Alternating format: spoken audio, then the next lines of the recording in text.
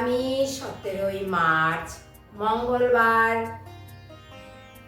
মধুকৃষ্ণা ত্রয়োদশী।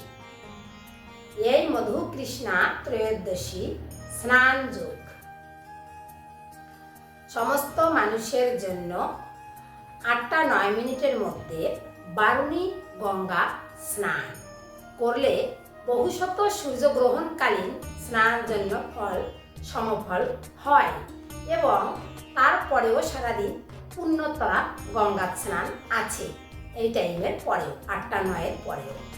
কিন্তু যারা আমাদের মতুয়া সম্প্রদায়ের ভাইদের উদ্দেশ্যে বিশেষভাবে বলা হচ্ছে যে যারা মধুকৃষ্ণা ত্রয়োদশীতে বারুণী স্নানের ফল লাভ করতে চায় তারা অবশ্যই 8-9 মিনিটের মধ্যে স্নান করবেন।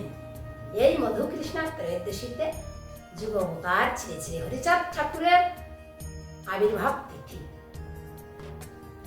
তাই মধুকৃষ্ণা ত্রয়োদশী যতটুকু সময় থাকবে 8-9 মিনিট পর্যন্ত ওই টাইমেই আপনারা স্নান করবেন।